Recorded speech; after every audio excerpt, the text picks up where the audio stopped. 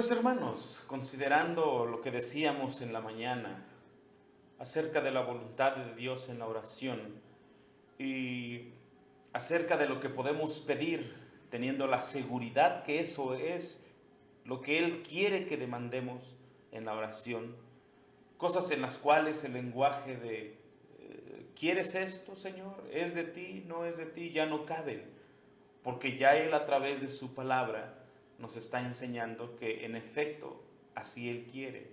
Eso es lo que Él quiere para nosotros en cuanto a nuestros ruegos que elevamos a Él. Ya no debe haber duda, sino que hay una seguridad que Él nos está diciendo a través de su santa palabra. Y en esa línea es que hemos de continuar en esta tarde.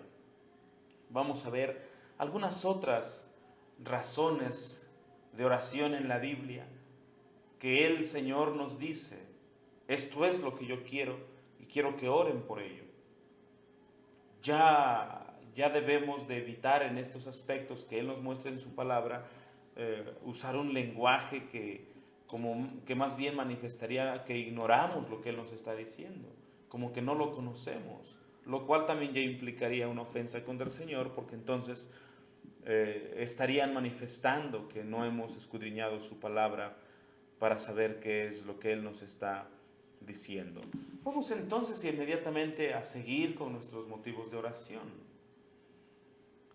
En la palabra del Señor vemos también que Él nos insta a que oremos por algo que pienso es muy difícil para la carne en sí, para nosotros como seres humanos, por nuestras fragilidades y debilidades humanas.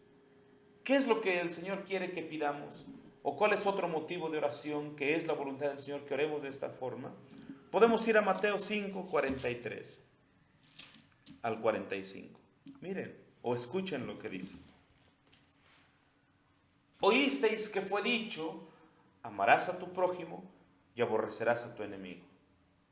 Mas yo os digo, amad a vuestros enemigos, bendecid a los que os maldicen, haced bien a los que os aborrecen y orad por los que os ultrajan y os persiguen.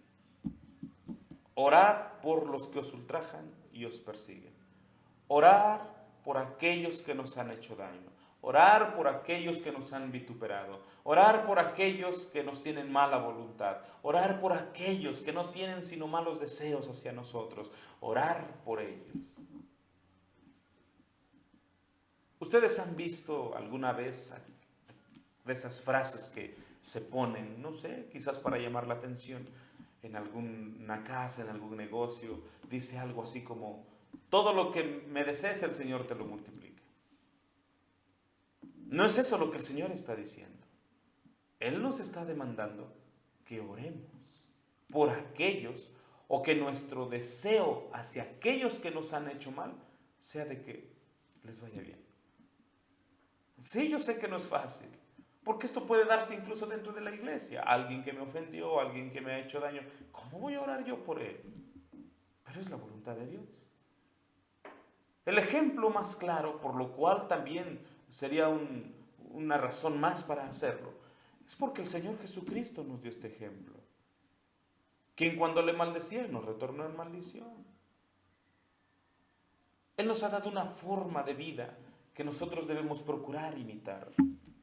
Orar por los enemigos ciertamente no es fácil, porque estamos hablando de tener que humillar nuestro orgullo, nuestra vida, nuestro corazón, en aquello que consideramos que es bueno delante de Dios, que el Señor les paga, y de hecho sí, así será, pero el Señor dice, no os venguéis vosotros mismos. Yo daré el pago, yo me vengaré. Por lo tanto, es la voluntad de Dios que oremos por aquellos que nos han hecho daño, sea dentro de la iglesia o sea fuera de ella, o rogar por ellos. Un hermano que tiene pleitos o problemas en sus negocios por aquellos otros que le causan competencia, debe orar por ellos. Debes orar. Señor, bendícelos. Señor, dales más bendición. El espíritu cristiano se manifiesta en su excelencia cuando oramos de esta forma. Fíjense, porque estamos viendo la obra del Espíritu de Dios en nosotros. Dice el Señor, y orad por los que os ultrajan y os persiguen. O sea, por los que nos pueden hacer daño grave. Cuanto más hemos de orar por aquellos que nunca nos han hecho daño físicamente, pero que quizás nos quieren dañar económicamente. Hay que orar por ellos. Hay que ponerlos en las manos de Dios, pero no con pensamientos de voy a orar por él con tal de que el Señor lo castigue. No, debes orar con buenas intenciones. Deja al Señor lo demás, pero tú ora con buenas intenciones por él. ¿No sabes tú si el Señor lo ha de ganar para sí a través de algún testimonio tuyo? No lo sé, pero ora. Señor, mira aquel hombre, aquella mujer me ha dañado, pero yo lo pongo en tus manos. Ten misericordia de ellos. Ese es un motivo de oración. Ahora, alguien podría decir en este sentido, yo no le deseo mal al que mal me hizo. Pero ese no es el punto. Porque ciertamente podrías no desearle mal a nadie de los que te han dañado, pero el Señor no te está diciendo, si alguien te hizo mal, tú no le deseas mal. No, la cuestión es, ora por él. El orar por él va más allá del simplemente no desear nada malo contra la persona. El punto entonces estriba en si estás orando por él, porque esa es la voluntad de Dios.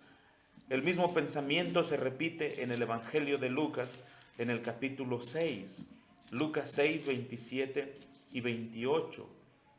Mas a vosotros, los que oís, digo, amad a vuestros enemigos, haced bien a los que os aborrecen, bendecid a los que os maldicen y orad por los que os calumnian. Los que hablan mal de nosotros, los que inventan cosas, hay que orar por ellos. Es uno de los aspectos más claros de la obra de Dios en nosotros. Orar por ellos. Ahora, no es eso algo nuevo, el Señor lo manda abiertamente, pero en el Antiguo Testamento también ya podríamos ver algo al respecto. Podemos ver en el Salmo, vamos al libro de los Salmos, en el capítulo 35, 11 al 13, dice así, mas yo, cuando ellos se enfermaron, o sea, de aquellos que estaban persiguiendo al salmista, me vestí de saco, afligí con ayuno mi alma, y mi oración se revolvía en mi seno. Como por mi compañero, como por mi hermano andaba, como el que trae luto por madre, enlutado me humillaba. Pero ellos se alegraron en mi adversidad y se juntáronse contra mí gentes despreciables, y yo no lo entendía. Quizás por eso después la oración fue que Dios juzgara su causa, pero en un principio, aún en la forma en que lo trataban, él oró de esa manera. Entonces, esta es la voluntad del Señor, orar por los que nos maldicen, persiguen, calumnian, ultrajan y demás. ¿Verdad que no es fácil, hermanos? ¿Verdad que no lo es?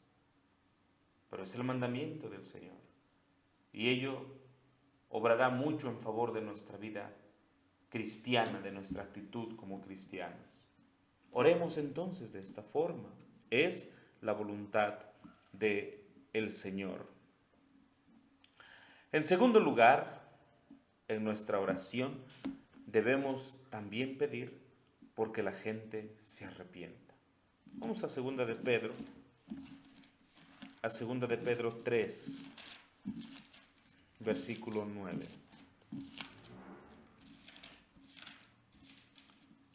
Segunda de Pedro 3, versículo 9. Dice así la palabra del Señor. El Señor no tarda su promesa como algunos la tienen por tardanza, sino que es paciente para con nosotros, no queriendo que ninguno perezca, sino que todos procedan al arrepentimiento. Y ahorita no hemos de enfocarnos en las palabras que el apóstol Pedro dice sobre queriendo que todos se arrepientan. No vamos a meternos en el asunto teológico ahora. Simplemente hemos de ver la causa que ahí se nos está dando para orar también. La voluntad de Dios es que las personas se arrepientan. No sabemos quién se ha de arrepentir.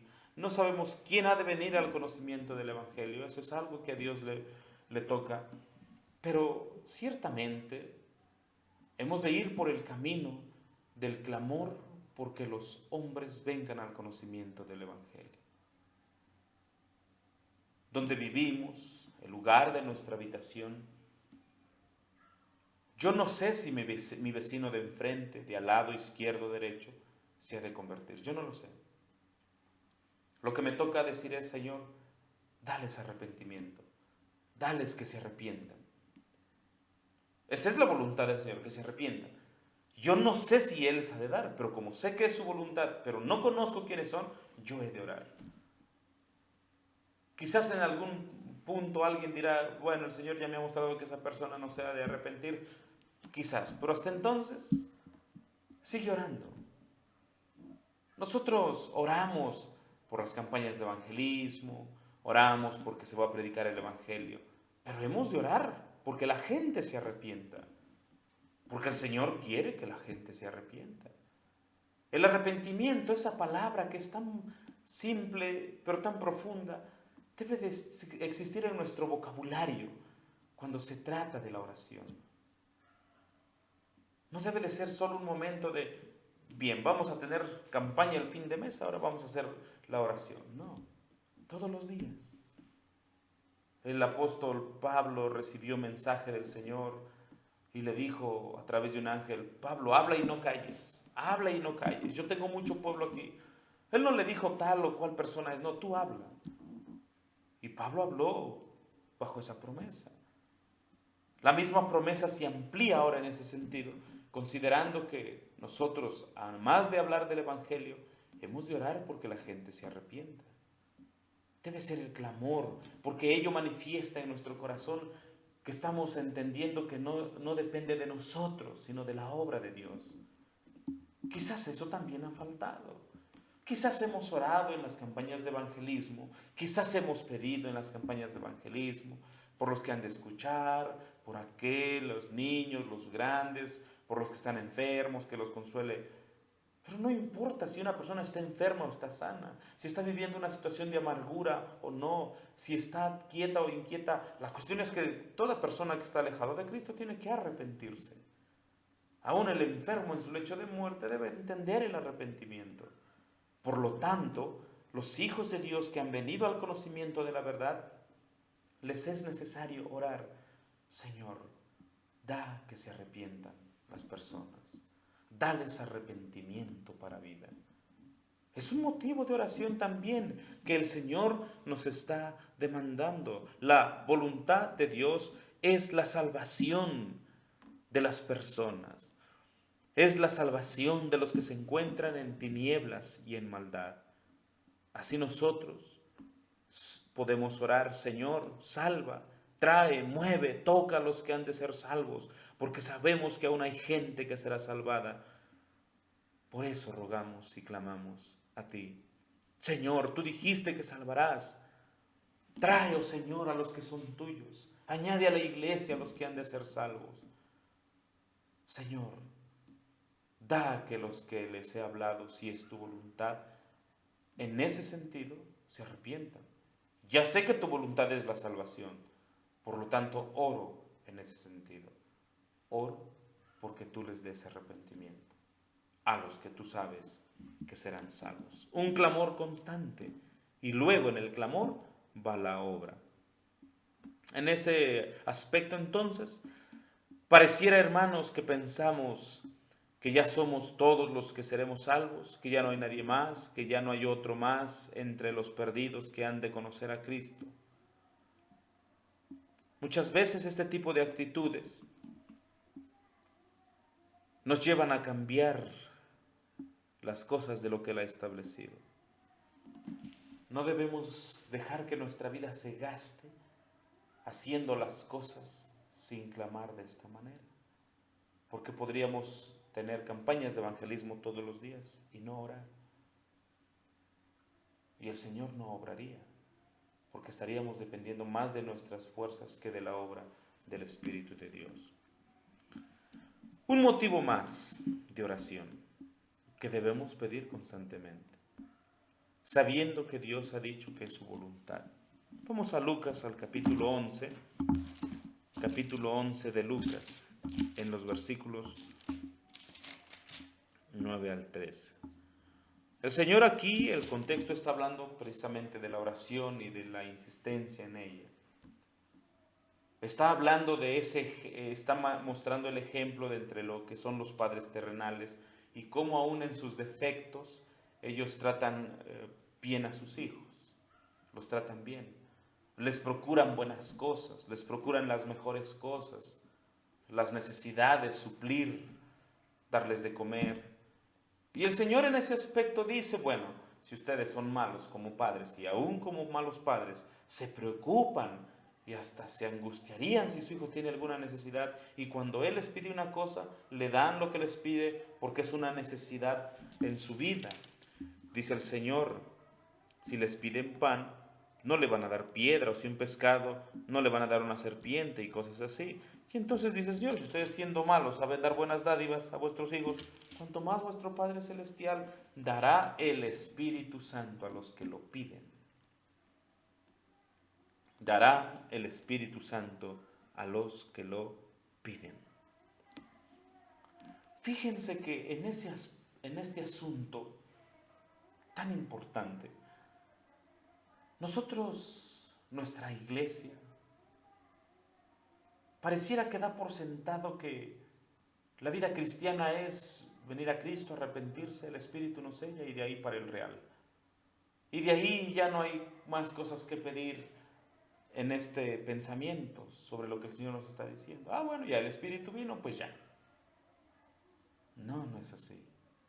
Pareciera que nosotros hemos dejado que esta interpretación sea para los que consideramos locos en su forma de ver la vida cristiana, para el pensamiento pentecostal. Allá ellos, esos que están pervirtiendo el Evangelio, que pidan eso. Nosotros no, nosotros somos conservadores, no haríamos eso. ¿Qué cosa? Pedir que el Espíritu de Dios venga a nosotros con mayor poder, o que Dios nos dé la unción del Espíritu Santo. Fíjense, de verdad que hay personas que en nuestras iglesias piensan que eso es pentecostalismo. No, hermanos, eso es cristianismo bíblico. El pedir la unción del Espíritu de Dios debe de ser una oración de cada hijo de Dios. Y témome por mucho que son pocos los que oran cotidianamente. Señor, dame la unción de tu Espíritu. Dame la llenura de tu Espíritu Santo. ¿Cómo dirán? Eso es más bien para aquellas personas que han cambiado las cosas. No. Es verdad que hay personas que confiesan que creen en Cristo y que creen en la Escritura y que la tergiversan. Nosotros nos hemos ido al otro extremo. Hay personas que de verdad en toda su vida cristiana no han pedido la unción del Espíritu de Dios, o que el Espíritu de Dios se manifieste con mayor poder en ellos. Es lo que dice la Escritura. Cuanto más mi Padre Celestial dará el Espíritu Santo a los que lo pidieren de Él. Alguien podría decir, bueno, pero eso es solamente para la salvación. Hermanos, una persona que está perdida no va a orar porque el Espíritu Santo venga a darle vida si no está en vida. O pudiera hacerlo una vez entendiendo el Evangelio intelectualmente solamente. Podría ser. Pero ciertamente esto es más bien para los hijos de Dios.